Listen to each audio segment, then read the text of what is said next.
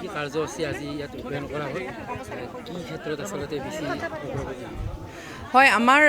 এই অঞ্চলটো বিভিন্ন ক্ষেত্ৰত পিছপৰা অঞ্চল হয় আৰু ইয়াতে প্ৰথমটি কাৰ্যসূচী আছিলে এটা স্বাস্থ্য শিবিৰ কৰা হৈছে অঞ্চলটোৰ ৰাইজৰ বাবে আৰু ইয়াতে বহুকেইজন স্পেচিয়েলিষ্ট ডক্টৰ্ছ আছে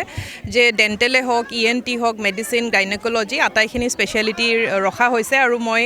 ৰাইজক অনুৰোধ জনাম ডক্টৰসকলকো অনুৰোধ জনাইছোঁ চিকিৎসকসকলক যে অলপ সন্ধিয়ালৈকে বহাৰ বাবে ৰাইজক অনুৰোধ জনাম যে তেখেতসকলে গৈ পেলাই শিবিৰৰ যিখিনি ফেচিলিটি আছে সেইখিনি ল'ব পাৰে বিভিন্ন ধৰণৰ তাতে ফেচিলিটিখিনি দিয়া হৈছে লগতে আমাৰ নিচামুক্তি অভিযানৰ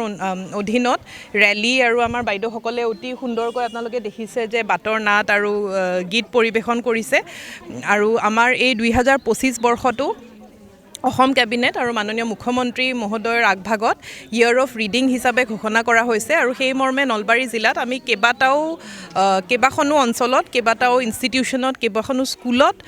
ৰিডিং ৰুম বা লাইব্ৰেৰী আমি কৰিছিলোঁ কিছু CSRৰ অধীনত কৰা হৈছে কিছু আমাৰ লোকেল ক্ৰাউড চ'ৰ্চিঙৰ পৰা কৰা হৈছে এনেধৰণে বিভিন্ন চ'ৰ্চৰ পৰা আমি কৰিছিলোঁ সেই মৰ্মে আজি আমি প্ৰায়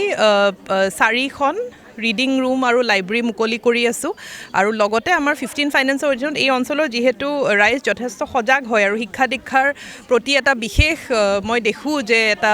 ইণ্টাৰেষ্ট আছে তে কৈছিলে যে লাইব্ৰেৰীটো বনাই দিব লাগে তে 15 ফাইনেন্সৰ অধীনত এটা লাইব্ৰেৰী আৰু লগতে দেৱাল মুকলি কৰা হৈছে আৰু ইয়াৰে লগতে খালি লাইব্ৰেৰীটো হ'লেই নহ'ব খালি ষ্ট্ৰাকচাৰটোতো হ'লে নহ'ব কক্ষটো তাৰে লগত আমি ফাৰ্নিচাৰ হওক বা যিখিনি আমাৰ শেল্ফ হওক ৰেক হওক পুথি হওক এই গোটেইখিনি ব্যৱস্থাও আজি কৰা হৈছে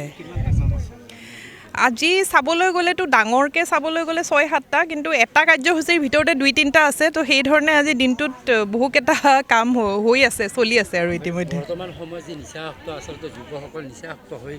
বিভিন্ন ব্যাঘাত জন্মাইছে বা সমাজ গাঁও বিশেষকৈ যি বেকগ্ৰাউণ্ড গাঁওবিলাকত যথেষ্ট সংখ্যক দেখা গৈছে বৰ্তমান বিশেষকৈ এই ক্ষেত্ৰত প্ৰশাসনৰ ফালৰ পৰা কেনেধৰণৰ প্ৰচেষ্টা বা কেনেকুৱা হয় আমাৰ এতিয়া মানে ন' টবেকো ডে আছে 31 মে'ত সেইদিনাখন আমাৰ জিলাৰ যিসকল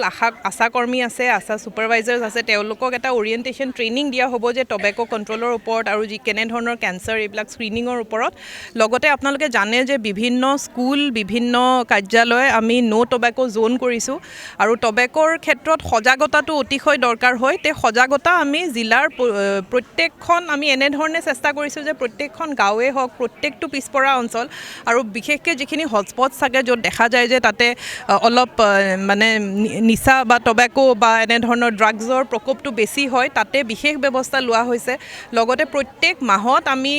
এনকৰ্ডৰ মিটিং হওক বা এনেধৰণৰ মিটিং কৰি থাকোঁ আৰু যিখিনি আমি খবৰ পাওঁ ৰাইজৰ পৰা কেইবাবাৰো মোৰ তাত হোৱাটছএপত মেছেজত আহে যে বাইদেউ আমাৰ এই অঞ্চলত এনেকৈ ড্ৰাগছৰ এটা প্ৰচলন হৈ আছে তেনেকুৱা হ'লে আমাৰ এটা টাস্ক ফ'ৰ্চো গঠন কৰি থোৱা আছে সেই টাস্ক ফ'ৰ্চটো গুচি যায় তালৈ আৰু নলবাৰী টাউনৰ ক্ষেত্ৰত য'ত আমাৰ হটস্পটছ আছে আমি CCTV কেমেৰাও লগাইছোঁ আৰু তাৰ পৰা দেখা গৈছে যে অন্ততঃ সেই